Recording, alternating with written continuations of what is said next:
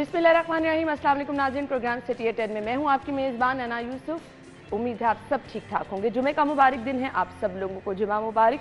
दूसरों के लिए आसानियां पैदा कीजिए, अल्लाह ताला आपके लिए आसानियां पैदा करेगा। बहुत से ऐसे काम जो आपको लगता है कि नहीं हो सकते, यकीन माने किसी के लिए कुछ अच्छा करेंगे तो आपकी ज़िंदगी में भी खुद ब खुद आसानियां पैदा होना शुरू हो जाएंगी। बड़ा इजी सा फार्मूला है, इसको प्लीज़ ज़रूर आजमा के देखें और फिर रिजल्ट देखें। प्रोग्राम के आगाज़ की तरफ चलना है जी। आज के प्रोग्राम में हम बात करेंगे जी बहुत ही अहम टॉपिक पर, लेकिन 11 बजे किसी पर कोई बात निकाल देना, किसी के बारे में कुछ कह देना, किसी में हंसी मजाक पे कुछ कह देना, और एक चीज़ जो बहुत आम होती जा रही है हमारी सोसाइटी में, जांच पड़ताल किए बगैर किसी के बारे में कुछ कह देना।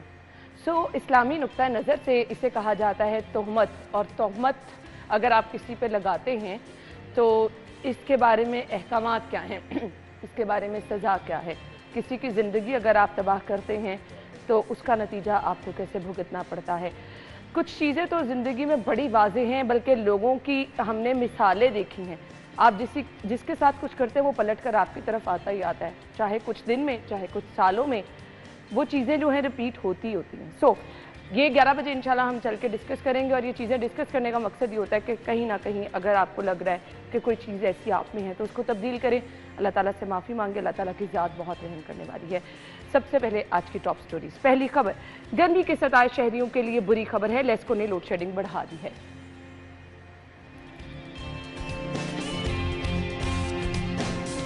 निगरान दौर के मंसूबों का क्रेडिट लेने की कोशिश, मोहसिन नकवी दौर का मंसूबा वज़ीर आला मरियम नवाज के नाम से मंसूब।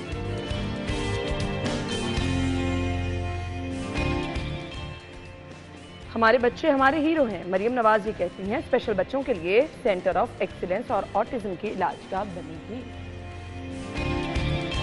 और इसके बाद बलदियाती निज़ाम पर सिफारिशात भी तैयार हैं, जिक्र करेंगे इसका।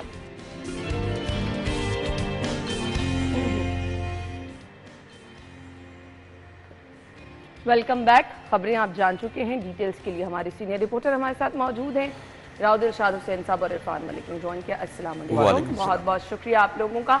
सबसे पहले शदीद गर्मी पे बात कर लेते हैं, लेस्को पे बाद में आएंगे। राउद साहब, कैसा एक्सपीरियंस जा रहा है आउटडोर? देखिए, गर्मी के हवाले से तो यकीन जानिए कि जो कहर डाती गर्मी हम हिफाज लू के थपेड़े और इस तरह की जो हम यूज़ करते हैं अपनी ख़बरों में, उससे कई बात आगे, यानी वो मुख्तारिया गल बद गई।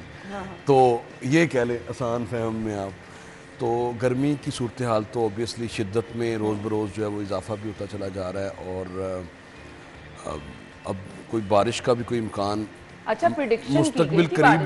मुस्तकबिल करीब में ऐसा कोई इम्कान मौजूद नहीं है कि बारिश हो और जिससे कोई थोड़ा इंटेंसिटी जो है वो टेम्परेचर कम हो सके, वो नज़र नहीं आ रहा। और ऐसी शदीद गर्मी में जब आप सोचें कि दिन भर आपने मजदूरी की है और दिन भर आप दुकान से या काम से अपने घर गए और शाम में लाइट आपकी इस वजह से नहीं आ रही कि जी इस इलाके में, इस फीडर्स में जो बिजली चोरी ज़्यादा होती है। अच्छा, एक बिजली चोरी और एक जहाँ लोड ज़्यादा है वहाँ पे ट्रांसफार्मर्स इतने बोसीदा हैं वो ट्रिप हो जाते हैं। इरफान साहब, कैसा एक्सपीरियंस चल रहा है आजकल रिपोर्टिंग का? आना बड़ा खौफनाक है सही पूछे तो। और उससे ज़्यादा खौफनाक, एक तो आप फील्ड में काम कर रहे हैं ना, उसके दौरान तो आपको शदीद जो है वो गर्मी बर्दाश्त करनी पड़ती है, लेकिन उसके बाद अगर आपकी किसी सायेदार जगह पे नहीं खड़ी हुई और वो आपने धूप में खड़ी कर दी, तो फिर उसके बाद यहाँ से जब जाके बैठते लग पता जाता उसके बाद उस गाड़ी में बैठना एक, मैं समझता हूँ ऐसे चैलेंज है। और इम्तिहान तो कुछ भी नहीं जी, इम्तिहान तो बड़े दे लिए हमने उसमें तो कामयाब हो जाते हैं, जिसमें बैठना बड़ा मुश्किल है। अच्छा, और माहिरीन ये भी कहते हैं कि हम फीलिंग दे रही होती है। इरफान साहब, प्रैक्टिस ये है कि फौरन गाड़ी में जाते ही एसी लगा लेते, वो गर्म। माहिरीन इस चीज से भी रोक हैं। अना देखिए, इसके लिए मैं एक दो टिप दूंगा जो मैं खुद भी यूज करता हूँ कि गर्मी में अगर आपकी गाड़ी धूप में खड़ी हो गई है और उसके बाद आपने उस गाड़ी को जो है इस्तेमाल करना है, उसमें सवार होना है, तो उसको पहले आप तमाम जो शीशे हैं उसके वो तो नीचे कर लें, या उसके अगर हो सके तो तमाम जो दरवाजे हैं उसके वो फौरी तौर पे उसके साइड के दरवाजे खोल दें ताकि उसमें क्रॉसिंग हो। जो अंदर हब्स बना है, जो अंदर एक टेम्परेचर जो है, स्पीकिंग ऐसे लगता है आप तंदूर में जाते हैं। बिल्कुल वही फीलिंग जो है ना, वो उससे बचने के लिए आप तमाम दरवाजे खोलें, गाड़ी का एसी ऑन करें, एसी ऑन करने के बाद गाड़ी का एसी जो है वो पाँव की तरफ करते हैं, क्योंकि आप देखें कि इसमें थोड़ी सी फिजिक्स जो है उसको भी मद्देनज़र में रखें कि जो हवा है, जो ठंडी हवा है वो वज़नी होती है, वो नीचे की तरफ जाती है, जो गर्म हवा है वो ऊपर की तरफ जाएगी। तो आप अगर ठंडी हवा नीचे पाँव अपने की तरफ जो है उसको करेंगे तो नीचे का टेम्परेचर वो ठीक करता हुआ उसको लेके आएगा, गर्म हवा को ज़्यादा टाइम मिलेगा, वो बाहर निकलेगी। तो ये एक टिप है छोटी सी, और गाड़ी 2-4 मिनट जो है इसको एसी को ऑन करके छोड़ दें। मिडल ईस्ट में इससे कहीं ज़्यादा गर्मी की तपश, धूप की तपश होती है, लेकिन वहाँ पर क्या है, फैसिलिटेशन है। वहाँ पर लेस्को नहीं है, वहाँ पर फेस्को नहीं है, वहाँ पर आइस्को नहीं बात है, लेकिन वहाँ पे भी गाड़ी अगर धूप में खड़ी होगी है उसमें आपने बैठना, इश्यूज तो है, लेकिन कम से कम आप सो तो सकते हैं रात को। अगर आपकी बिजली नहीं आ रही, अगर आपके घर के पास का जो उनके पास तेल के कुएं भी है, मिडिल ईस्ट की बात कर रहे हैं, उनके पास तेल के कुएं हैं। आपके अपने कुएं जो पानी है उसमें वो पानी नहीं रहेगा। मैं ये बात कर रहा हूँ पानी भी नहीं है।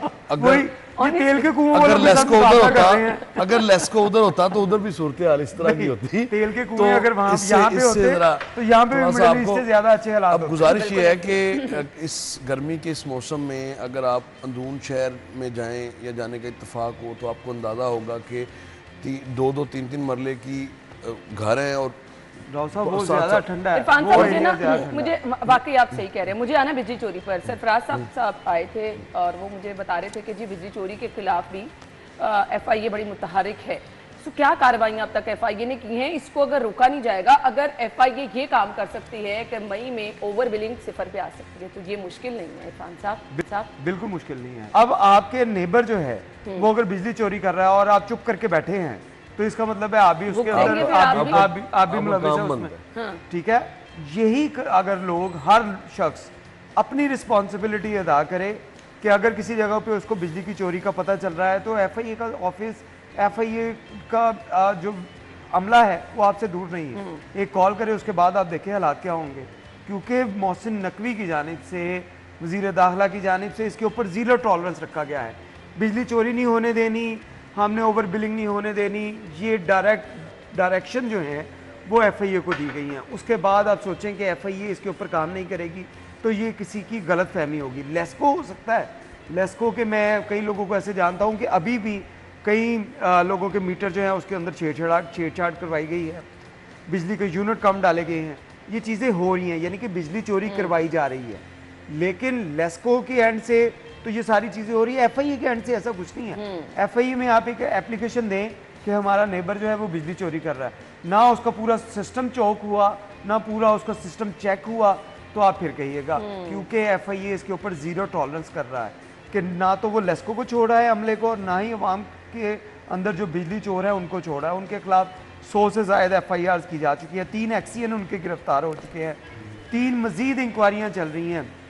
तो ये सारी चीजें ऑनगोइंग प्रोसेस है। ठीक है, ये तो FIA कर रही है और FIA बारहा एक तो ये चीज, एक तो ये एलिमेंट है ही। राव साहब हमारे साथ शाहिद सिपरा साहब लाइन पे मौजूद हैं, पिछले 2 हफ्तों से मुसलसल एक ही बात कर रहे हैं और मैं मजबूर हो गई हूँ उनको टेलीफोन लाइन पे लेने के, जबकि आज खबर में ये लिखा है कि लेस्को लोड शेडिंग कर रही है। अस्सलाम वालेकुम शाहिद सिपरा साहब। वालेकुम अस्सलाम। सवाल ये है कि लेस्को लोड शेडिंग कर रही है, क्योंकि आप तो बार बार ये कहते हैं कि लोड शेडिंग नहीं हो रही। जब कर रही है तो मैंने आपको बता दिया और उसको छाप भी दिया कि वो कर रही है। जब नहीं कर रही थी तो उस वक्त नहीं कर रही थी। अब क्या सूरत हाल है? अब ये सूरत हाल है कि आपके पास डिमांड और सप्लाई बराबर है। आपकी तलब भी 4000 मेगावाट है, NPCC आपको 4000 मेगावाट दे भी रहा है, 0 शॉर्टफॉल है ऑलमोस्ट, उसके बावजूद लोड शेडिंग हो रही है। तो ये आपकी वफाकी हुकूमत की जो पॉलिसियाँ हैं और लेस्को की जो नाकामियाँ हैं कि इतने बड़ी कंपेन होने के बावजूद आप बिजली चोरों को नहीं पकड़ सके, और आज इस चीज को जवाब बनाया जा रहा है कि हाई लॉसेज जो फीडर्स हैं जहां बिजली चोरी के नुकसान 30% से लेकर 50% तक है, वहां लोड शेडिंग की जा रही है और 3 घंटे, 4 घंटे और 5 घंटे का ये शेड्यूल जारी किया गया है। ये टोटल जो है वफाकी हुकूमत और लेस्को का फेलियर है।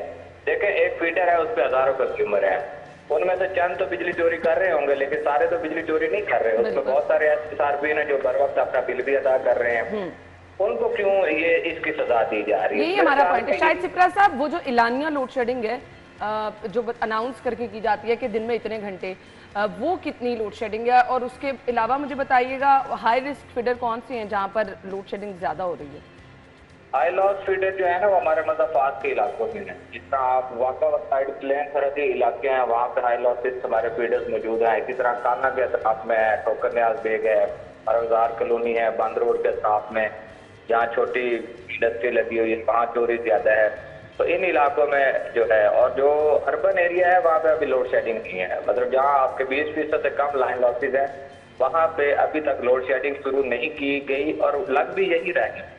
देखें, गुज़श्ता साल में डिमांड जो थी वो 5000 मेगावाट से ज्यादा थी लेस्को की। ठीक है। इस वक्त डिमांड 4000 मेगावाट या 4100 मेगावाट, मतलब 1200 मेगावाट कम लोग बिजली इस्तेमाल कर रहे हैं। सोलर का इम्पैक्ट है, फैक्ट्रीज का बंद हो जाना है। तो जब तलब और रसद बराबर होगी तो मेरे ख्याल में लोड शेडिंग जो 30% से कम नुकसान वाले इलाके हैं वहाँ नहीं होगी। लेकिन जहाँ पे क्योंकि विभाग ने पॉलिसी बना दी कि नुकसान ज्यादा है, हाई लॉस फीडर्स हैं, वहाँ लोड शेडिंग चीज है। ये पहले 3 घंटे हुआ करती थी लेकिन इस दफा 5 घंटे तक भी ले गए हैं।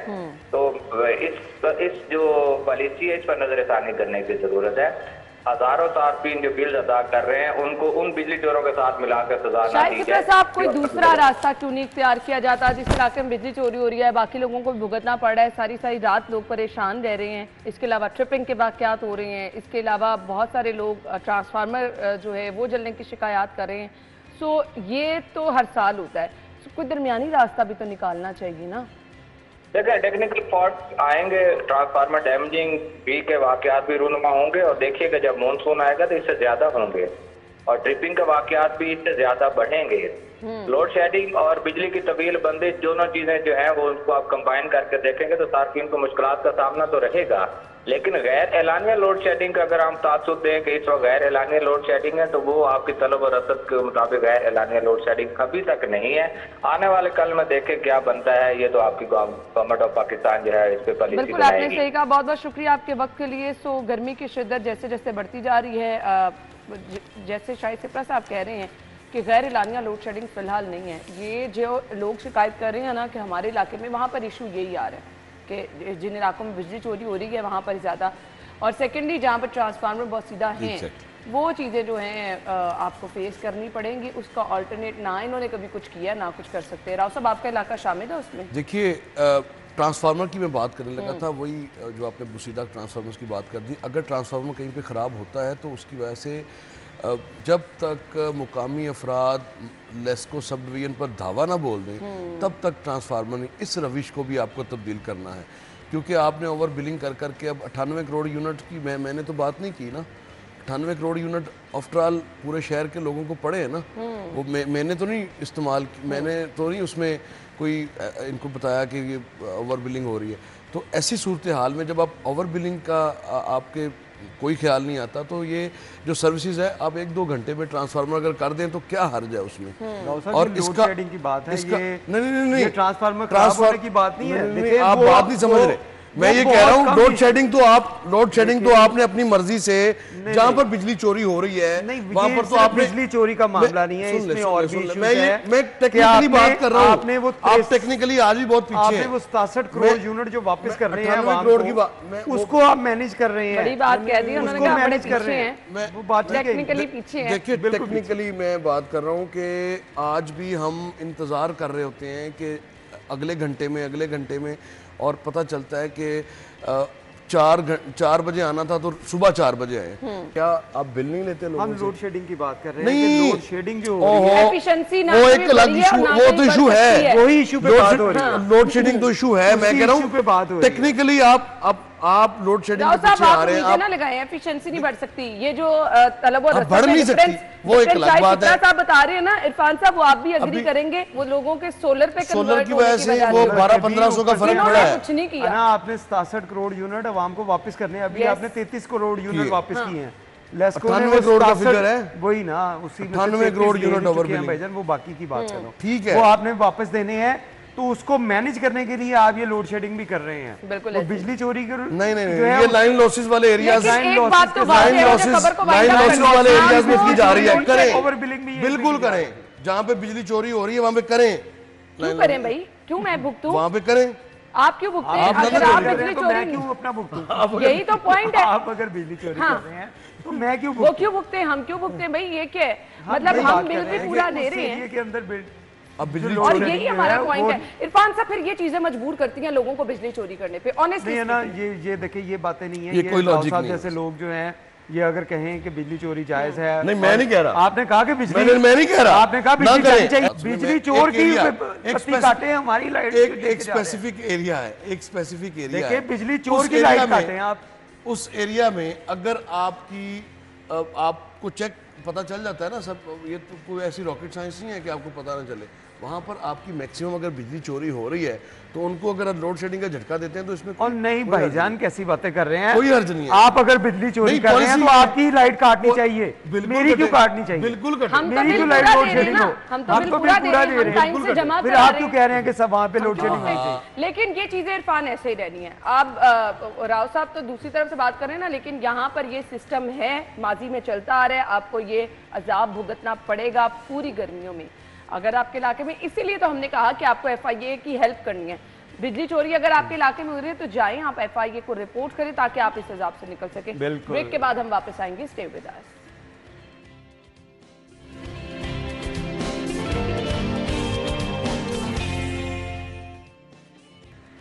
Welcome back once again. Uzma Bukhari صاحبہ نے اس کی تردید تو ویسے کر دی ہے، لیکن خبر ہمارے پاس یہ ہے جی نگران دور کے منصوبوں کو کریڈٹ دینے کی کوشش کی جا رہی ہے. راؤ صاحب دیکھیے ابھی ریسنٹلی بھی انٹرچینج کا افتتاح کیا ہے میڈم نے، اور چونکہ وہ پہلے ہو چکا ہوا ہے اور یہ اس طرح سے فرق کوئی نہیں پڑتا کریڈٹ دینے سے. اعلیٰ ظرفی کا مظاہرہ کرے اس کا جب آپ جاتے ہیں فار انسٹنس کہ ایک پروجیکٹ جو ہے وہ 90% مکمل کیا جا چکا ہوا ہے، پچھلی گورنمنٹ کا ہوا ہے، تو کوئی فرق نہیں پڑتا کہ آپ جب اگر جائیں فیتا کاٹنے تو آپ اس کو بھی کریڈٹ دیں. یہ ابھی ہمارے سیاستدان چونکہ یہ آ ہی نہیں رہے، یہ بچپن سے باہر نہیں نکل رہے، یہ میرا تیرا سے باہر نہیں نکل رہے، تو ان کی وہ ایک ایشو ہے. اب اس کے حوالے سے تو باقاعدہ ایک تردید بھی آئی ہے. یہ نام بنانے کی دور سے جب تک ہم باہر نہ نکلیں گے اور عوامی فلاح کا کام فرض سمجھ کے نہیں کریں گے. اور بہت سارے ایسے پروجیکٹس ہیں جو پائپ لائن میں نگران دور کے ہیں. کریڈٹ دینے سے کیا عرض ہے، کیا فرق پڑے گا؟ آپ انوگریشن کریں، آپ اچھی بات ہے، لیکن ساتھ میں اگر آپ خصوصی کاوش لکھتے ہیں یا سنگ بنیاد کی تختی ساتھ میں لگا دیتے ہیں تو کوئی فرق نہیں پڑتا. یہ چونکہ بڑے بڑے نام ہیں لیکن قد چھوٹے ہیں سب کے. یہ بڑے بڑے ہم دیکھتے ہیں کہ نام ہے لیکن اعلیٰ ظرفی کا مظاہرہ جو ہے وہ نہیں، ہمیشہ ایسے رہا ہے. یہ تو صرف تختیوں کی بات ہو رہی ہے. ہم نے تو ایسا دور بھی دیکھا ہے کہ ایک گورنمنٹ نے کام شروع کیا ہے، اربوں روپے لگ گئے ہیں، اور اس کے بعد اگلی گورنمنٹ نے آگے کہا خبردار اس کو آگے بڑھایا. تو اچھا بالکل اس گورنمنٹ نے نہیں سوچا کہ یہ بلینز آف روپیز اس پروجیکٹ پہ لگ چکے ہوئے ہیں، بہت بڑے بڑے منصوبے ایسے اور ہیں. اس کی میں آپ کو جو ریسنٹ پاسٹ کی ایگزامپل ہے وہ اورنج لائن کی دے دیتا ہوں کہ اورنج لائن کو آپ نے 22 ماہ تک نیو ہاسپٹل کا جو منصوبہ تھا وہ پھر اس کے بعد شہباز شریف کی گورنمنٹ آئی، پرویز الہی صاحب شروع کر کے گئے. گھڑی وارڈ کا جو ٹاور تھا وہ 10 سالوں میں بنا، یعنی میٹرو بس 11 سالوں میں، اپنے آخری سال میں اس کی انوگریشن کی انہوں نے. اب بات یہ ہے کہ اگر میٹرو بس 11 ماہ میں بن سکتی ہے تو کیوں طبی صورت کا ایک مرکز جو ہے وہ 11 ماہ میں نہیں بن سکتا؟ اس میں کیا ایسی راکٹ سائنس ہے کہ ایک اتنا بڑا ٹریک 27 کلومیٹر کا آپ نے بنا لیا اور بلینز آف روپیز اس پہ لگا دی، اور دوسری جانب عوام کو سہولیات دینے کے لیے جو طبی مرکز ہے وہ بس اسی وجہ سے سلو ڈاؤن ہے کہ یہ چونکہ پچھلی گورنمنٹ نے. تو اس سے آپ کو باہر نکلنا پڑے گا. مریم نواز شریف صاحبہ کو بھی اس سے باہر نکلنے کی ضرورت ہے، آگے بڑھ کے سوچنے کی ضرورت ہے. جو پروجیکٹس لوگوں نے اعتماد کیا، آپ کو لوگ لے کر آئے، اس سے بڑی بات کیا ہوتی ہے؟ اب آپ نے کس چیز ابھی میں آپ کو ایک ایگزامپل دے دیتا ہوں کہ 2015 میں ایلیویٹڈ ایکسپریس وے ایک بننے کی نام ہم نے شروع کیا تھا. وہ آج تک کاغذوں کی نظر، وہ 6-7 ارب روپے وہ اگر ان کے اپنے لگے ہوتے نا تو پھر ان کو احساس ہوتا. وہ آج تک کاغذوں میں، اور 6-7 ارب روپے یعنی وہ زمین بوس ہوئے ہوئے، اور اس پہ کوئی پوچھنے والا نہیں ہے کہ کیوں یہ آگے نہیں بڑھ سکا. بتایا یہی جاتا ہے کہ شہر کی بڑی ضرورت ہے، اور اس کے بعد پتہ چلتا ہے کہ پھر سرد خانے میں. تو اس طرح کی روش آپ کو یہ بدلنی پڑے گی. آگے بڑھنے کے لیے آپ کو جو کام بھی پچھلی گورنمنٹ کے ہوں اس کو ایکسپیڈائٹ کروانے کی ضرورت ہے، اس کو جلدی سے مکمل کریں اور پھر آگے بڑھیں. آپ کے پاس 5 سال ہیں، اتنے انیشیٹو آپ لے سکتی ہیں. اس کی طرف کیوں نہیں آپ جاتے؟ راؤ صاحب انا نے کہا کہ آپ کو ووٹ دے کے عوام لے کے آئی ہے تو اب آپ کو اس کی ضرورت نہیں ہے کیونکہ عوام کو پتا کہ آپ نے ووٹ دی ہے، لیکن ان لوگوں کو پتا ہے نا کہ ان کو شاید ووٹ نہیں پڑے، اسی وجہ سے آپ جگہ جگہ کے اوپر دیکھیں سنجیدہ بات کر رہا ہوں کہ ہر جگہ کے اوپر یہ سنجیدہ بات ہے کہ آپ ہر جگہ کے اوپر تصویریں لگا کر ہر چیز کی انوگریشن کے لیے آپ پہلے اپنی کمپین کرتی ہیں، اپنی خوبصورت سی تصویر بنوا کر اس کو جو ہے وہ کیا جاتا ہے، نہیں وہ نو ڈاؤٹ ہیں، میں یہ بات نہیں کر رہا، لیکن میں کہہ رہا ہوں اس کو آپ جو ہے پہلے پبلسٹی کرتی ہیں، بلکہ مجھے تو ان کے اپنے اکاؤنٹ سے ایک ویڈیو یاد آ گئی جس میں ان کے نواسے ساتھ تھے اور وہ کہہ رہے تھے نانو اگین، بچوں نے اتنی تصویریں دیکھی، اچھا نہیں ہے۔ دیکھیں اسی کی اگزامپل آپ کو نگران وزیر اعلیٰ محسن نقوی کی نظر آتی ہے کہ محسن نقوی نے فیز 5 کے قریب رنگ روڈ کا جو انڈر پاس کا افتتاح کیا تو اہل علاقہ نے محسن نقوی کی تصاویر جو ہیں وہ لگا کر اس کی تشہیر کرنی شروع کر دی اور شکریہ ادا کرنا شروع کیا، جس کے اوپر اس شخص نے فوری نوٹس لیا، ڈی سی کمشنر کو کہا کہ ان کو تصویریں یہ اتروائی جائیں، یہ ہم جو کام کر رہے ہیں عوام کے لیے کر رہے ہیں، کسی پہ احسان نہیں کر رہے، آپ اپنی تشہیر کروا رہے ہیں۔ یہی باتیں پاکستان تحریک انصاف کرتی تھی، ان کے بھی اپنے اس طرح بل بورڈ لگے ہوتے تھے، یہی باتیں نون لیگ کرتی تھی، ان کے اپنے بھی بل بورڈ لگے ہوتے تھے۔ آپ کو یاد ہوگا فیروزپور روڈ کا 1000 بیڈ کے اسپتال پہ اس کی فیزیبلٹی بن گئی، اس پہ اتنا پیسہ، وہ سب کچھ ویسے کا ویسے ہی، وہ ساری چیزیں ہیں، لیکن بات یہ ہے کہ اپنی تشہیر سے زیادہ کام کے اوپر فوکس کریں۔ آپ ٹھیک ہے تصویریں لگوا لیں، آپ ٹھیک ہے اپنی نیم پلیٹ لگوا لیں کہ ہم نے افتتاح کیا، لیکن ان پروجیکٹ کو ہونے تو دیں۔ بند روڈ آپ کا دیکھ لیں، وہ بند پڑا ہے، پھر آپ کا والٹن روڈ، میں یہ بات کروں، یہ بات آپ نے شاید آپ بھول گئے تھے، آپ اور چیزوں پہ چلے گئے۔ بند روڈ جو ہے اس کو بند کیا گیا، ابھی تک اس کے اوپر نہیں کام کیا گیا۔ والٹن روڈ آپ کا کس طرح لوگ وہاں پہ تکلیف زدہ ہیں، آس پاس کی آبادیاں جا کے دیکھیں کہ کس طرح لوگ سفر کر رہے ہیں۔ شروع ہوگی تو کتنا بڑا عذاب ہے انا مونسون کے ساتھ ابھی جو ڈسٹ سے صورتحال ہے، شدید گرمی میں وہ ڈسٹ جب ان کے گھروں میں آتی ہے، ان کے اپنے کاروبار کے اوپر جب وہ پڑ رہی ہے تو وہاں پہ کوئی جانے کے لیے تیار نہیں ہے۔ بند روڈ سے مجھے یاد آ گیا کہ اگر پنجاب گورنمنٹ یہ سن لے تو وہ نواز شریف کے حلقے میں بھی وہ ایک پورشن اس کا آتا ہے، ہم وہی بات کر رہے ہیں کہ یہ پروجیکٹ کسی نے بھی شروع کی ہے، بھئی عوام کی خدمت کے لیے پروجیکٹ ہے، اس کو آپ شروع کروائیں، ختم کروائیں، اس کو اس کے تصویریں لگوائیں، نیم پلیٹ لگائیں، یہ ہم لوگوں کو بھی اس کے اوپر بات کرنے کی ضرورت ہے۔ اس پر آپ تختیاں لگا لیں، عوام کے لیے بہتری کر دیں، احسان عوام کی زندگی پہ یہ کر دیں، عوام کی زندگی آسان ہو جائے گی تو یقین مانیں آپ کے جو عوام نے اعتماد کیا ہے نا، آپ وہ بھی میرے خیال سے کچھ اس کا بھی پھل مل ہی جائے گا۔ بریک کے بعد ہم آپ کو جوائن کریں گے، ہمارے ساتھ ہی رہیے۔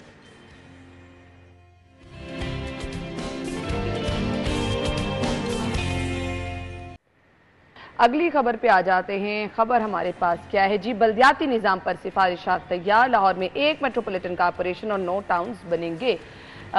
کچھ مختلف پہلے سے کیا جا رہا ہے؟ نہیں، کچھ بھی مختلف نہیں ہے، ماسوا اس کے کہ 274 یونین کونسل کا سن رہے ہیں کہ 274 یونین کونسل سی پہلے، اور ان کی جگہ پہ اب تقریباً 600 سے زائد یونین کونسل بنیں گی، کیونکہ پہلے آبادی تھی 25 سے 35 ہزار، جبکہ اس کے باوجود 25 سے 35 ہزار ایک یونین کونسل کی آبادی ہونے کے باوجود یہ ساتھ ہی بالکل ایک 229 یونین کونسل ہے، اس کی آبادی 55 ہزار ہے، تو اتنی بڑی یونین کونسلز بھی ہیں۔ لیکن گزارش یہ ہے کہ اب چونکہ گورنمنٹ نے یہ پلان کیا ہے، یہ آئین کے آرٹیکل 140A کے تحت یہ رائٹ ہے، ہر گورنمنٹ جو پولیٹیکل گورنمنٹ آتی ہے وہ پابند ہے کہ وہ لوکل باڈیز کے اداروں کے انتخابات کروائے اور ان کو مکمل کرے، تاکہ عوام کو نچلی سطح تک جو اختیارات کی منتقلی ہے اس کو ممکن بنایا جا سکے۔ لیکن یہ خواب کبھی بھی شرمندہ تعبیر نہیں ہوا، ماں سوائے ڈکٹیٹرز کے دور میں ہم کہتے ہیں کہ بدترین حکومت، بدترین جمہوریت بھی آمریت سے بہتر ہے، ہم یہ مقولہ سنتے ہیں اور اس پر ہم اس کو کوٹ بھی کرتے ہیں، لیکن اس کے باوجود جب بھی آمریت آتی ہے تو بہترین نظام آتا ہے لوکل باڈیز کا، اور جب بھی یہ جمہوری حکومتیں آتی ہیں تو یہ 5 سال الیکشن نہیں کرواتی، اور پھر اگر الیکشن کرواتی ہیں تو پھر سپریم کورٹ کی مداخلت پر الیکشن کرواتی ہیں۔ اور اب اس وقت کے پی کے بلوچستان اور سندھ میں لوکل باڈیز کا سسٹم موجود ہے، پنجاب میں نہیں ہے۔ پنجاب میں جب پاکستان تحریک انصاف کی حکومت آئی تھی تو فوری طور پر سب سے پہلا نیکی کا کام سمجھ کے ڈیزولو کیا گیا تھا ان اداروں کو، اور دعویٰ یہ کیا گیا تھا، آپ کو یاد ہوگا صبح دوپہر شام یہ بات کی جاتی تھی کہ ایک بہترین نظام، دنیا کا ایسا نظام لائیں گے جو کہ دودھ اور شہد کی نہریں بہا دے گا گلیوں میں، اسی لیے نہیں آیا نا وہ۔ اور اس کے بعد پھر آرڈیننس پر آرڈیننس، اور ایک اس وقت جو نظام چل رہا ہے وہ ایک مکسچر ہے. اب پنجاب اسمبلی کا آئندہ جو اجلاس ہے اس حوالے سے سفارشات مرتب کر لی گئی ہیں اور ڈویژنل ہیڈ کوارٹرز کو میٹروپولیٹن کارپوریشنز کا درجہ دیا جا رہا ہے, جبکہ پرانے نظام میں ہم نے دیکھا تھا کہ 455 بلدیاتی ادارے تھے اور اسی میں بھی جو 455 بلدیاتی اداروں کی ہی جو شنید ہے اور سفارشات کے حوالے سے ہے. لاہور میں یونین کونسلز کی جو تعداد ہے وہ بڑھ کے چونکہ 20,000 آبادی پہ ایک یونین کونسل ہوگی, تو اگر اس کو ہم لے کے جاتے ہیں تو یہ تقریباً 600 سے بھی زائد, یہ تقریباً اگر تو 20,000 کی آبادی کا 100% فارمولا جو اپلیکیبل ہوتا ہے تو پھر تو یونین کونسلز کی تعداد 900 سے تجاوز کرے گی.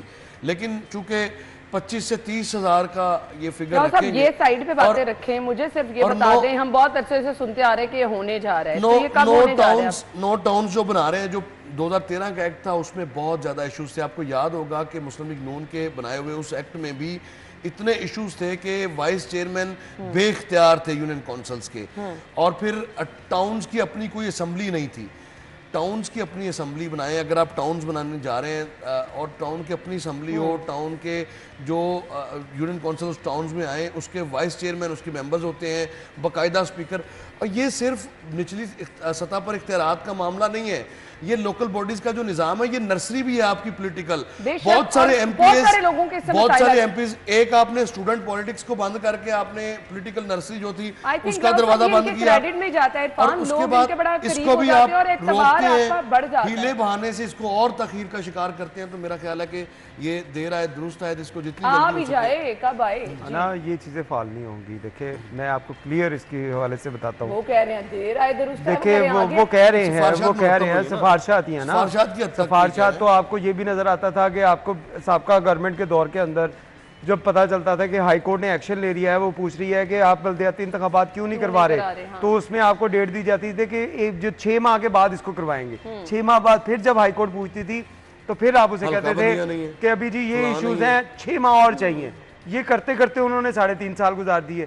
اس سے پہلے جو نظام تھا اس میں بھی کیا ہوا, اس نظام میں بھی آپ نے آخری سال کے اندر الیکشن کروائے اور اس کے بعد ان کو جو ہے وہ اختیارات دیے.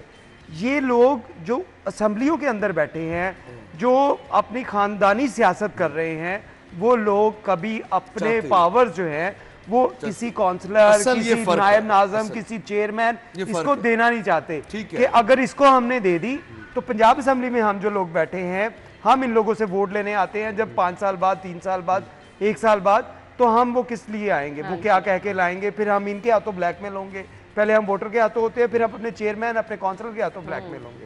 تو یہ کبھی بھی اس کو اختیار نہیں دیں گے, یہ سفارشات ہی رہیں گے. آج آپ پابندی لگا دیں ڈیولپمنٹ فنڈ پہ. بریک لے لیتے ہیں, بریک کے بعد آ کے اس پر بات کریں گے. جی ہمارے ساتھ رہیے.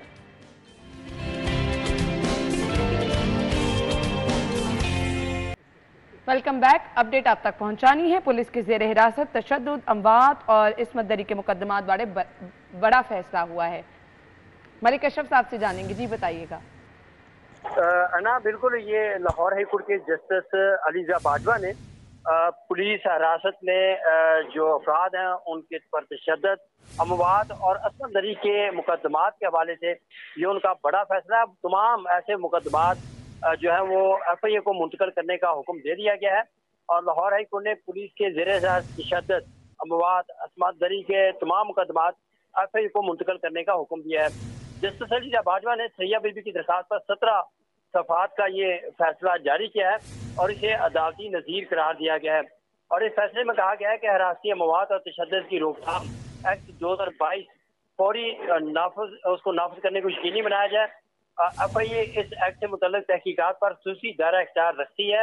اس فیصلے میں یہ بھی کہا گیا ہے کہ پولیس ان معاملات میں بہت شکریہ آپ کا. اچھا جی, بلدیاتی نظام پہ ہم بات کر رہے تھے, اور اب اگر سفارشات بن گئی ہیں, رکاوٹیں کیا کیا ہوتی ہیں یہ جاننا بڑا ضروری ہے, کیونکہ یہ اشد ضروری ہے. سفارشات کے بعد کے مراحل کیا ہوتے ہیں؟ راؤ صاحب کتنا ٹائم لگتا ہے اب اس کو اگر ہم دیکھیں شکل میں, اور اس سے عوام کو کیا فائدہ پہنچے گا یہ بھی بتائیے گا. میں آپ کو یہ عرض کرتا ہوں عوام کے لیے. اچھا, آپ میٹروپولیٹن کارپوریشن کی بات کر رہے تھے کہ میٹروپولیٹن کارپوریشن ایک ہاؤس ہوگا جس میں اگر 600 یونین کونسلز بنتی ہیں تو ان کے جو چیئرمین ہوں گے یونین کونسلز کے, وہ اس ہاؤس کے ممبر ہوں گے, اور وہ لاہور شہر کے حوالے سے ویسے بنیادی طور پر تو کام انہی کا ہے, کہ وہ فیصلہ کریں گے لاہور شہر میں کس طرح کی ڈیولپمنٹ چاہیے. لاہور شہر میں آئندہ جو 25-30 سال کا ماسٹر پلان ہے, استحقاق تو ویسے ان کا ہے, لیکن بدقسمتی یہ ہے کہ ہر چیز میں پنجاب گورنمنٹ مداخلت کرتی ہے. ماضی میں بھی یہ ہوتا رہا ہے, اب بھی یہ ہوتا رہا ہے. پاور شیئرنگ پہ یہ آپ جو بات کر رہے تھے نا, رکاوٹ کیا ہے؟ رکاوٹ رویہ ہے, چونکہ رویہ جمہوری نہیں ہے. اگر ہمارے ہاں, یہ میں کولیکٹیولی بات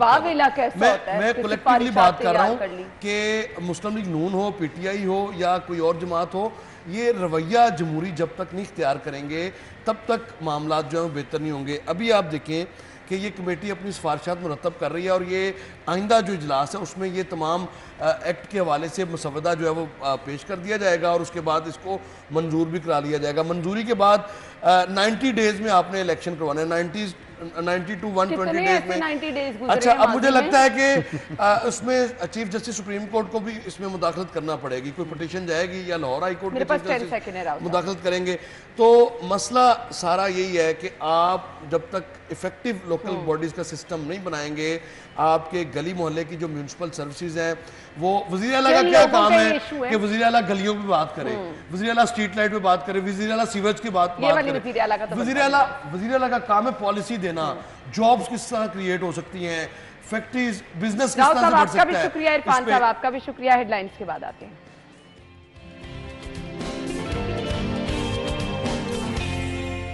اسٹوڈیو میں خوش آمدید کہیں گے. جمعے کا مبارک دن ہے, تو ہم نے بھی کوشش یہ کی ہے کہ آج کے اس بابرکت دن میں تھوڑا سا اپنا حصہ بھی ڈالیں, اور اپنے پروگرام میں خصوصی طور پر آغاز جو ہیں ہم ہیں لازمی طور پر ایک محفل چھوٹی سی سجائیں, اور کچھ آپ کے ساتھ وہ چیزیں بھی ڈسکس کریں جو ہمارے معاشرے میں, کیونکہ پروگرام کے سٹارٹ میں آپ کو بتایا تھا ہمارا آج کا ٹاپک کیا ہوگا.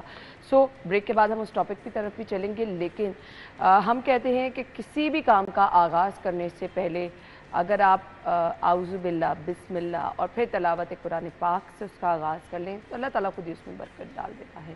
سو اس کی اہمیت کیا ہے, اور کلام پاک آپ کے کاموں میں آسانی کیسے پیدا کرتا ہے, اس پر بھی بات کریں گے. اور اس کے ساتھ ساتھ تلاوت کی سعادت حاصل کرنے کے لیے ہمارے ساتھ جو ہمارے مہمان ہیں, میں تعارف کرانا چاہوں گی.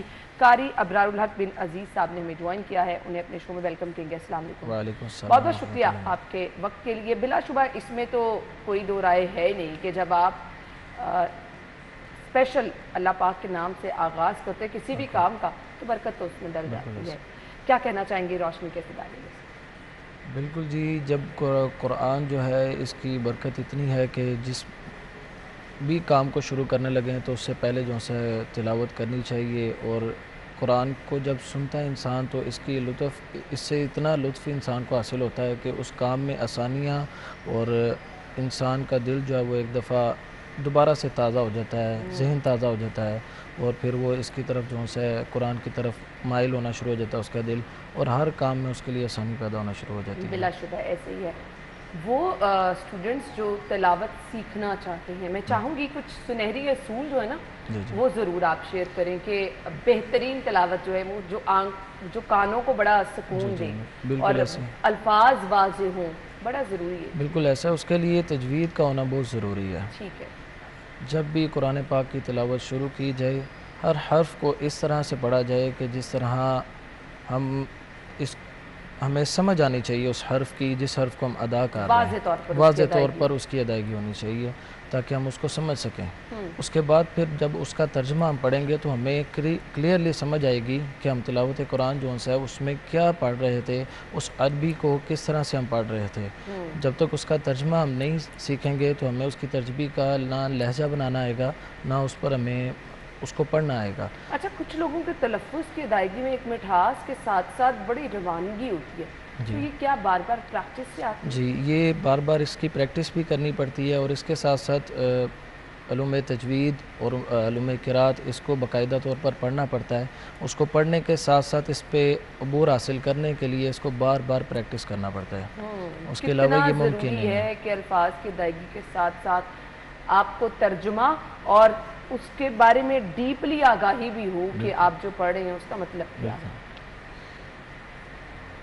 جتنا بھی ہو سکے اس کو ہم جو ہے وہ اس طرح سے پڑھیں کہ ترجمہ جو ہے وہ جب اللہ سبحانہ و تعالیٰ ترجمہ جو ہمیں بتا رہے ہیں اردو میں جو ہم نے قرآن کو ٹرانسلیٹ کیا ہے، جب ہم ترجمہ پڑھیں گے تب ہمیں قرآن کی سمجھ آئے گی. جب ہم ترجمہ نہیں پڑھیں گے تو ہم اوپر عربی پڑھتے جائیں گے لیکن ہمیں سمجھ نہیں آئے گی کہ کیا پڑھا جا رہا ہے. اور اس طرح سے ہمیں نہ پتہ چلے گا کہ ہم نے قرآن کی تلاوت کس طرح سے کرنی ہے، یہاں پر اللہ سبحانہ و تعالیٰ کیا کہہ رہے ہیں. جب ہم اس کو تاثر کے ساتھ پڑھیں گے نہیں تو لوگوں پر بھی ہمارا تاثر یا ہمیں تلاوت کرنے کا وہ مزہ، وہ سکون نہیں حاصل ہوگا جو ایک ترجمہ پڑھنے کے بعد ہمیں حاصل ہوتا ہے. مراحل کیا کیا ہیں وہ اسٹوڈنٹس جو کہ اس طرف آنا چاہ رہے ہیں؟ کیا پہلے قرآن پاک حفظ کیا جاتا ہے اس کے بعد یہ تمام مراحل آتے ہیں؟ جی یہ شروع کرنے سے پہلے جو قاعدہ ہے اس کے اوپر وہ اصل میں بیسک ہے اس کی، اس پہ آپ کی گرپ ہونی چاہیے، اس پہ آپ کی بہت زیادہ گرپ ہونی چاہیے. اس کے بعد پھر آپ ناظرہ قرآن جب پڑھتے ہیں تو اس کو تجوید کے ساتھ ناظرہ قرآن میں پڑھا جائے. ناظرہ قرآن پڑھنے کے بعد پھر جب آپ اس کا سٹیپ آگے لیتے ہیں حفظ قرآن میں تو وہاں پر آپ کو کافی چیزیں جو ہیں نا کلیئر ہونا شروع ہو جاتی ہیں.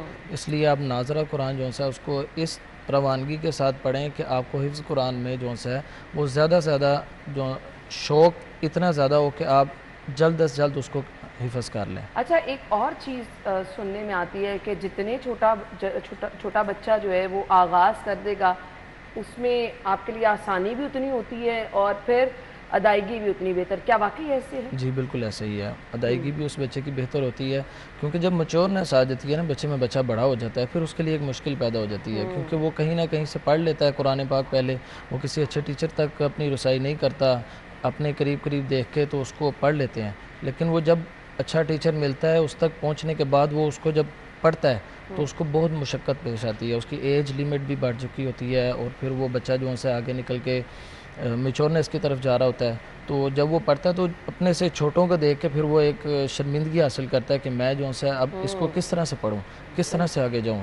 یہ بچے چھوٹے میرے سے اتنی خوبصورت تلاوت کر رہے ہیں اور میں وہاں تک نہیں پہنچ سکتی یا میں پہنچ نہیں سکتا. تو اس کے لیے ہم والدین کو چاہیے کہ بچے کو شروع سے ہی ٹویٹر قرآن پاک میں اچھا ٹویٹر دینا چاہیے تاکہ بچے جو ہے ایک بہترین قرآن میں ہی ان کی ایسی تیاری ہو جائے کہ آگے جا کے میں پریشانی نہ ہو. پروگرام کے سلسلے میں میں گزارش آپ سے کرنا چاہوں گی کہ تلاوت کلام پاک کے ساتھ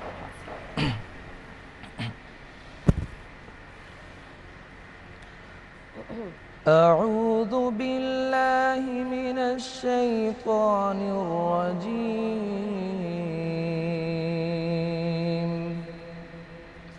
بسم اللہ الرحمن الرحیم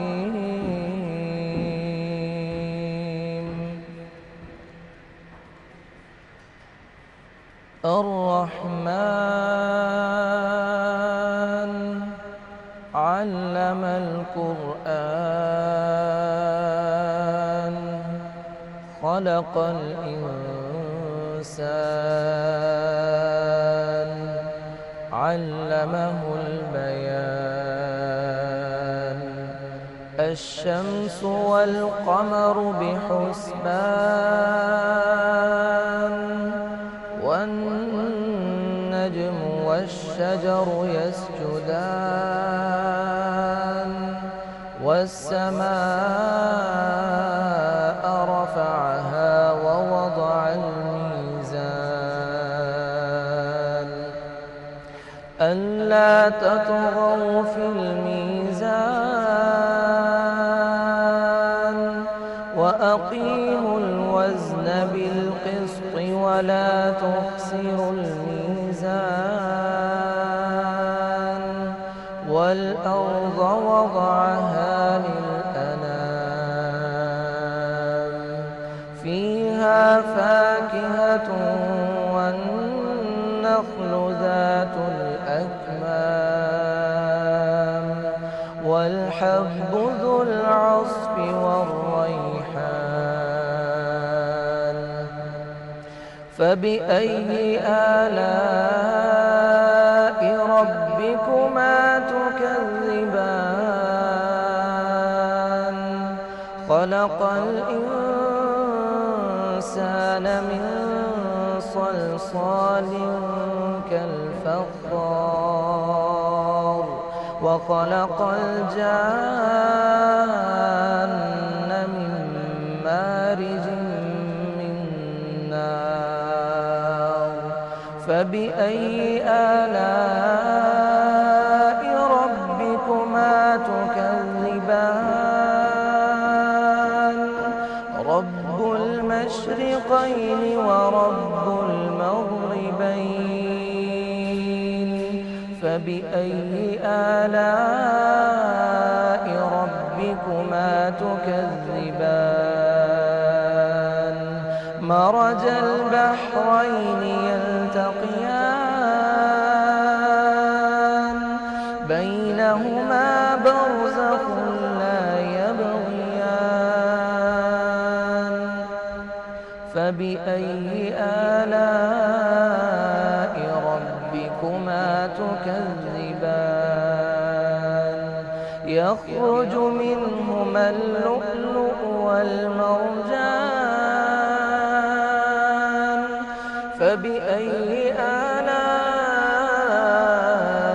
ربكما تكذبان وله الجوار المنشآت في البحر كالأعلام فبأي آلاء ربكما تكذبان صدق الله العظيم जज़ाकल्लाह, बहुत बहुत शुक्रिया आपके वक्त के लिए। नाज़रीन, ब्रेक होगी, ब्रेक के बाद आपको ज्वाइन करेंगे हमारे साथ ही।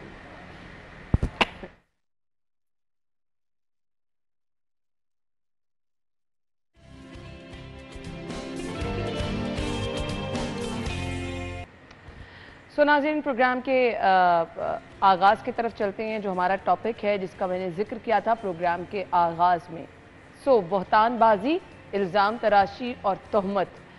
कुछ चीज़ें ऐसी हैं जो हमारी ज़िंदगी का इस कदर मैं कहती हूँ लाज़िम व मलज़ूम हिस्सा आपने बना लिया है कि अगर वो गलत हैं भी तो हमें गलत नहीं लग रही हैं। अपने घरों में देखें कि आप किसी पे इल्ज़ाम तराशी कर रहे हैं, बहतान लगा रहे हैं, किसी पे तहमत। घरों से निकल के आप दफातर पे आ जाएं, अपने आप को बेहतर दिखाने के लिए, दूसरों को नीचा दिखाने के लिए। घरों में भी यही हो रहा है, आपके दफातर में भी यही हो रहा है, आपकी फैमिलीज़ में इर्द गिर्द यही कुछ हो रहा है कि आप किसी की शोहरत को नुकसान पहुंचाने के लिए, किसी को नीचा दिखाने के लिए, अपने आप को बदतर दिखाने के लिए किसी पे बहतान लगा रहे हैं, किसी पर तहमत लगा रहे हैं। ये ज़िंदगी में चीज़ें इतनी आम होती चली जा रही हैं कि हम इनका अजाब भी भुगत रहे हैं तो हमें नहीं पता चल रहा कि हमारे ऊपर अगर कोई मुश्किल आई है तो हमारी उस वजह से आई है।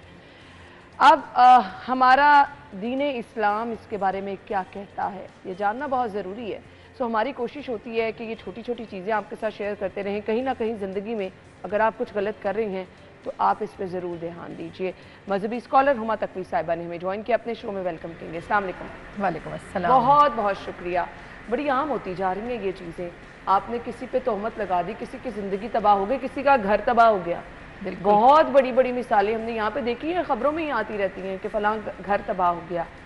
वजह क्या पता चली, किसी ने बहतान लगा दिया था, किसी ने तोहमत लगा दी थी। सो हम तो ये गुनाह करते हुए सोच भी नहीं रहे कि गुनाह कर रहे हैं। क्या कहना चाहिए? जी बिस्मिल्लाहिर्रहमानिर्रहीम। हमेशा की तरह फिर एक बहुत अवेकिंग टॉपिक है आपका।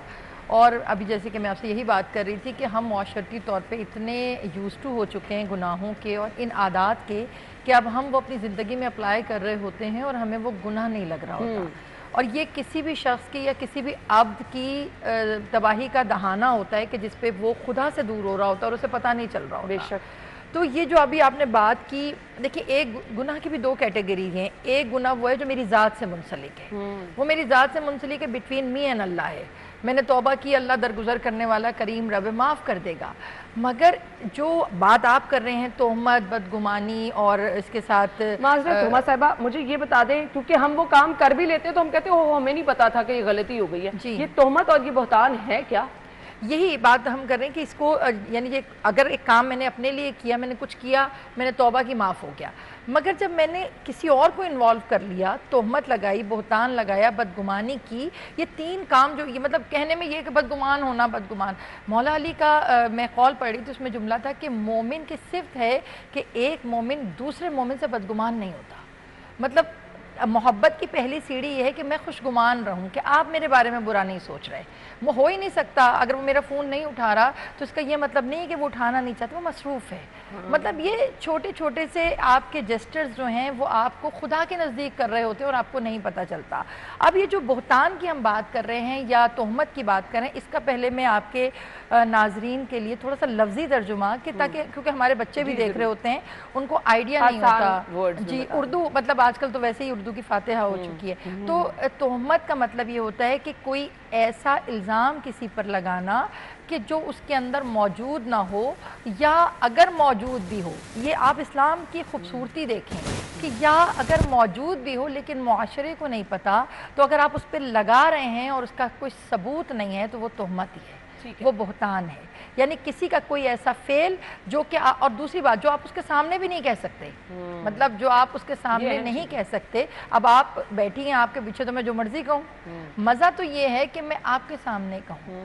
اور مومن کی نشانی یہ ہے کہ اگر وہ کسی کی برائی دیکھتا ہے تو وہ اس کی اصلاح کے لیے اس کو تنہائی میں اسی کو بتاتا ہے. اور جب اس کو بتاتا ہے تو دیکھیں اصلاح کرنے کے بھی دو طریقے. پہلی بات کہ میں چاہوں کہ آپ کی اصلاح ہو, دوسری بات کہ میرے دل میں یہ ہو کہ آپ بدنام ہو اور لوگوں میں پتہ چل جائے کہ آپ کیا ہے. یہ کام ایک ہی میں کر رہی ہوں, مطلب وہی آپ کے عیب کو میں بیان کر رہی ہوں, لیکن وہ عیب اگر میں معاشرے میں بیان کروں گی وہ تہمت بن جائے گا. لیکن اگر میں آپ کے سامنے بیان کر کے کہوں گی کہ یہ اگر آپ چینج کر لو تو بہت اچھی ہو, تو یہی اصلاح ہو جائے. اصلاح ہو جائے, بے شک. صرف آپ کا ایک فعل آپ کو خدا کے قریب بھی کر دیتا ہے اور خدا سے دور بھی کر دیتا ہے. تو اب یہ جو تہمت اور بہتان ہے یہ تو اتنا قبیح گناہ ہے, اتنا سخت. آپ دیکھیں میں ہمیشہ ایک بات کرتی ہوں کہ گناہان کبیرہ, ایک تو گناہ ہوتا ہے نا, ایک ہوتا ہے گناہان کبیرہ. گناہان کبیرہ کی ڈیفینیشن امام رضا نے ایک کتاب ہے, اس گناہان کبیرہ ہی اس کا نام بھی ہے, اس میں 40 گناہ انہوں نے لکھے ہیں, کیٹیگرائز کیے ہیں. گناہان کبیرہ کی تعریف کیا ہے کہ جس گناہ کے لیے قرآن میں سرہن آیت اتاری جائے سزا کے لیے, وہ اس میں معافی کی گنجائش نہیں ہے. یعنی کہ آپ یہ نہ سوچیے کہ میں کر لوں گی تو کچھ نہیں ہوتا, یہ نہیں ہوگا. تو تہمت اور بہتان سورہ نور کی آیہ مبارکہ 4 اور 5 اگر آپ کو وقت ملے کبھی کھول کر دیکھیے گا, اس میں لکھا ہے کہ اگر کوئی شخص پاک باز عورتوں کے اوپر تہمت لگاتا ہے, یعنی کہ تہمت کی بھی کیٹیگریز ہیں, اگر آپ کسی کی عزت ہی کو اتار کے رکھ دیں تو وہ پھر باقی کیا بچتا ہے. تو اگر کوئی پاک باز عورت پر تہمت لگاتا ہے تو اصل میں وہ فاسق ہے.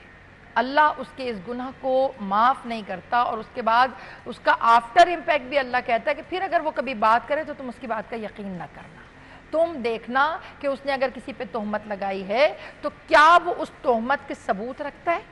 عمر صاحبہ یہ تو بڑا عام سا رویہ ہے کہ کسی بھی خاتون کو آپ اٹھ کے کہہ دیں کہ یہ تو صحیح عورت ہی نہیں ہے. اگر آپ اس کی ڈریسنگ کو لے کر, آپ اس کے بظاہر حلیے کو لے کر کسی کو ججمنٹل ہو جاتے ہیں نا ہم, تو اگر یہ ایسی ہے تو بس یہ تو ٹھیک ہے ہی نہیں. تو کیا یہ بھی تہمت کے زمرے میں آتا ہے؟ دیکھیے وہی یہ بدگمانی ہے. دیکھیں تہمت تو آپ نے الزام لگا دیا, ایک بدگمانی ہے کہ جی میں نے دیکھا بھائی یہ تو معاشرے میں کس طرح پھرتی ہے, اس کو تو بڑی فرینک ہے بھائی, اس کو تو یہ نہیں ہے, بے حیائی ہے. تو آپ یہ دیکھیں کہ کسی کے اندر کی حیا یا کسی کے اندر کا جو لنک خدا کے ساتھ ہے وہ میں آپ کی ظاہری اپیرنس سے جج نہیں کر سکتی. میں اس لیے جج نہیں کر سکتی جیسے کہ وہ ایک حضرت موسیٰ کے دور کا واقعہ ہے کہ ایک شرابی مر گیا تھا. تو جب شرابی مر گیا تو پورے محلے میں کوئی اس کی نماز جنازہ میں شرکت کے لیے نہیں جا رہا تھا. جب شرکت کے لیے نہیں جا رہا تھا تو حضرت موسیٰ کو پروردگار عالم نے کہ تم جاؤ اور جا کے اس کی نماز جنازہ پڑھاؤ. جب حضرت موسیٰ اس گاؤں میں پہنچے تو دیکھا جنازہ اس کا اکیلا ہے اور اس کی بیوی بیٹھی ہوئی ہے اور سارے لوگ جو ہیں محلے کا کوئی نہیں جا رہا. تو حضرت موسیٰ نے کہا ایک آدمی مر گیا, اور مرنے کے بعد تو ویسے ہی پروردگار کہتا ہے کہ جیسا بھی ہے تم اس کو آخری حد تک تو پہنچانا ہے, تم لوگ کیوں نہیں جا رہے. کہا آپ کو نہیں پتہ اتنا شرابی تھا کہ جتنی شرابیں ہوتی تھیں یہ خریدتا تھا. پھر حضرت موسیٰ نے کہا میں نماز پڑھا رہا ہوں تم سب آؤ. پورا گاؤں آیا, پھر نماز ہوئی باقاعدہ شام جیسی ہونی تھی. پھر حضرت موسیٰ نے پوچھا کہ یہ شخص جو تھا اللہ نے مجھے بھیجا ہے تو دیٹس مین کچھ تو تھا اس میں جو پروردگار کو کیا ضرورت تھی کہ مجھے بھیجتا. تو جب بیوی سے پوچھا تو انہوں نے کہا کہ یہ بدنام اس لیے تھا کہ یہ ہر شراب خانے سے شراب خریدتا تھا. تو لوگ سمجھتے تھے کہ یہ پیتا ہے. کہتے یہ پیتا نہیں تھا, یہ رات میں اسے نالی میں بہا دیتا تھا کہ میرے گاؤں کے جوان شراب نہ پئیں. اوہ. تو جب یہ بات ہوئی تو حضرت موسیٰ نے کہا اب مجھے پتا چلا کہ معاشرے میں اس کا کردار کیا تھا, مگر خدا کو پتا تھا کہ اس کی نیت کیا ہے. تو یہ جو ہم ایک دوسرے کو دیکھ کے ججمنٹل اس میں آ گئے نا فیز میں، یہ بہت سخت چیز ہے. میں آپ کو ایک بات بتاؤں، جیسے میں نے پہلا جملہ یہ کہا تھا کہ میرے گناہ کی معافی اللہ کر دے گا، لیکن جو یہ گناہ تہمت بہتان یا بدگمانی ہے، یہ اس وقت تک معاف نہیں ہوگا جب تک آپ مجھے معاف نہیں کریں گی. جب تک آپ کے دل سے میری بات نہیں نکلے گی تب تک آپ مجھے معاف. ہم گفتگو کا سلسلہ آگے بڑھائیں گے. ایک تاثر جو بڑا عام ہے، میاں بیوی کے رشتے کو خراب کرنے کی کوشش کی جاتی ہے، اسی بہتان کے زد میں اس کی بدگمانیاں پیدا کرنا، یہ ایک بڑا عام سا ہو گیا ہے. کچھ گھر والے بھی وہ چیز کر رہے ہوتے ہیں، کچھ باہر سے لوگ جو ہیں جن کو آپ اپنی زندگی میں بہت انوالو کر لیتے ہیں، وہ ایسی بدگمانیاں پیدا کر دیتی ہیں کہ ہم نے دیکھا ہے کہ رشتے ٹوٹنے تک بات آ جاتی ہے. بریک کا کہا جا رہا ہے، بریک کے بعد آ کے گفتگو کریں گے.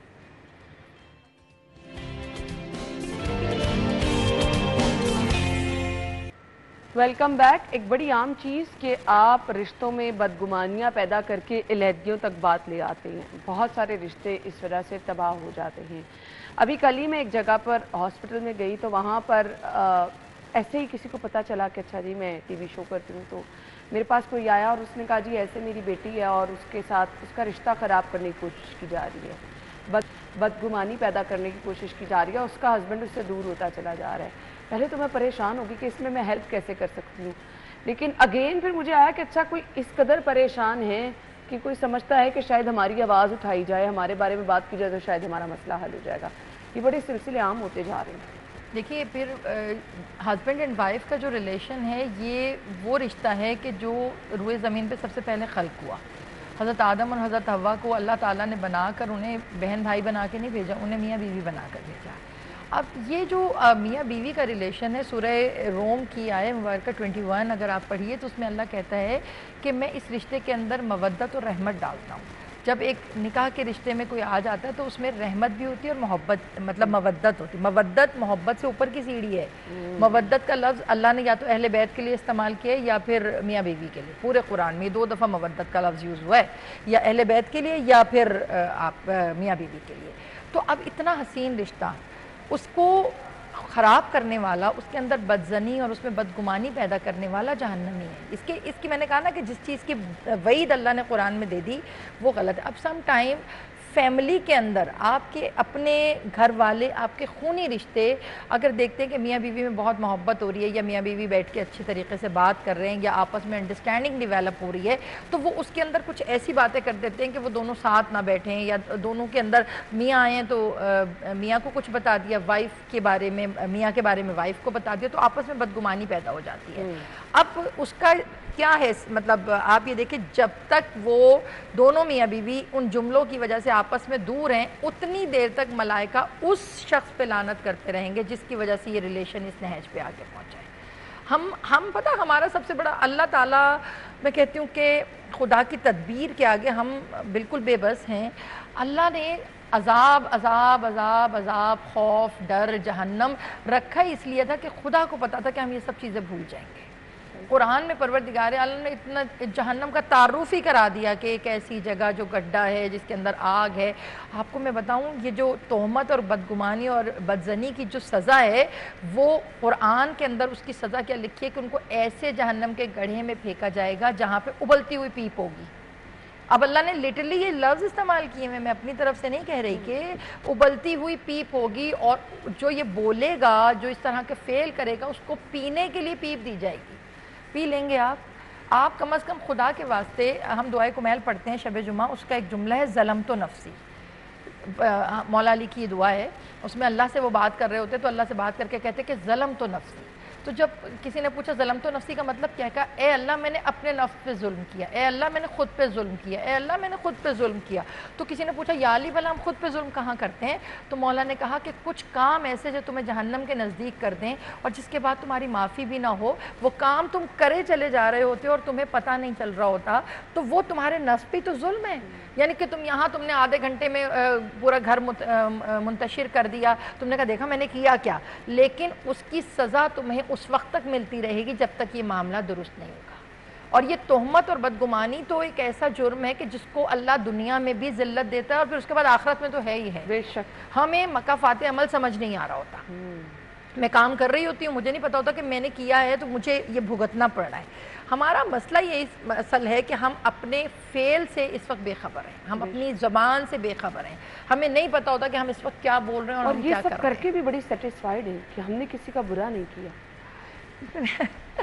میری بہن، ہم یہی تو بات کر رہے ہیں کہ ہم یوزڈ ہو چکے ہیں، ہم گناہوں کے عادی ہو گئے ہیں۔ امتیں تباہ ہو جاتی تھیں ایک ایک گناہ کر کر، ہم سارے گناہ ملٹیپل کر رہے ہیں اور ہم تباہ نہیں ہو رہے۔ اس میں میرے اور آپ کے اعمال کا کوئی کمال نہیں ہے، یہ کمال نبی پاک صلی اللہ علیہ وآلہ وسلم کے وعدے کا ہے کہ جو رحمت للعالمین بن کر پروردگار عالم نے آپ پہ بھیج دیا کہ وہ رحمت آپ سے منسلک ہے، اس لیے اللہ آپ پہ عذاب نازل نہیں کر رہا۔ محشر کی تپتی دھوپ میں بھی نبی پاک کی کوشش ہوگی کہ میرا امتی جہنم میں نہ جائے۔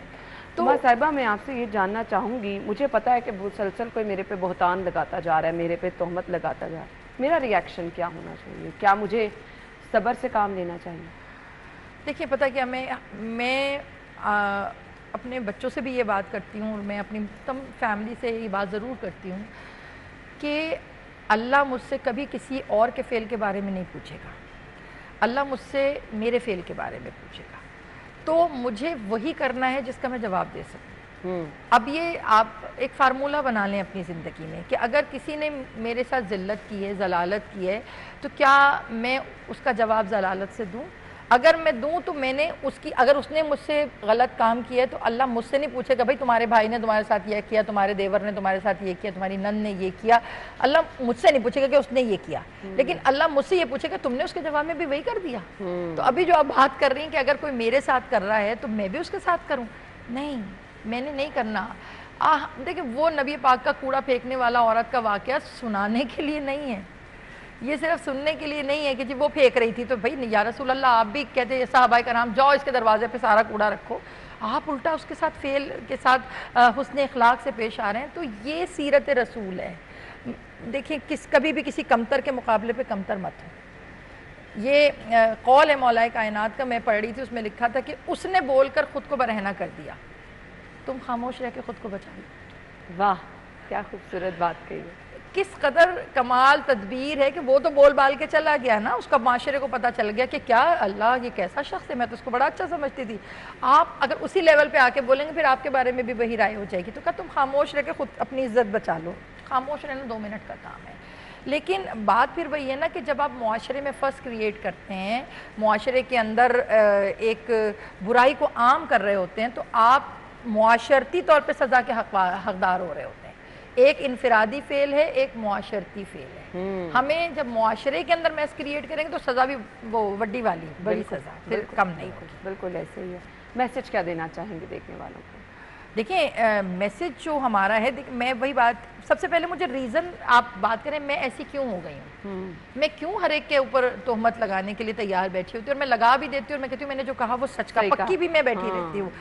بھائی یہ سارے میرے بیہیویئرز ہیں۔ سب سے پہلے میں اپنے تمام ناظرین سے کہوں گی خود پہ کام کریں، دوسروں کو دیکھنا چھوڑ دیں، اپنے بیہیویئرز پر، اپنی عادتوں پر اپنے آپ کو دیکھیں۔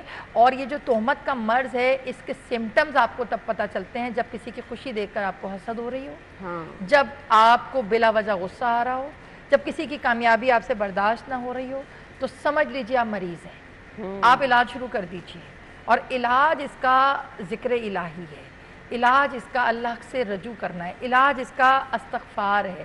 استغفار ایک ایسی چیز ہے جو ملٹی وائٹامنز ہیں، جیسے آپ کہتے ہیں نا ملٹی وائٹامنز کھا لیے تو ہر چیز، استغفار ایک ایسی چیز ہے جو آپ کے گناہوں کو بھی مٹا رہی ہوتی ہے، قرب الہی بھی دے رہی ہوتی ہے، دل کو نرم بھی کر رہی ہوتی ہے، اور عبادت میں لذت بھی دے رہی ہوتی ہے۔ زبردست، بہت بہت شکریہ آپ کے وقت کے لیے، جزاک اللہ۔ سلامت رہیے۔ بس اس کو غور سے سنیں، اپنے بیہیویئر کے ساتھ ریلیٹ کریں اور بہتر کرنے کی کوشش کریں، دوسروں کے لیے آسانی پیدا کریں، آپ کی زندگی آسان ہو جائے گی۔ بریک کے بعد جوائن کریں گے اسٹے ود اس۔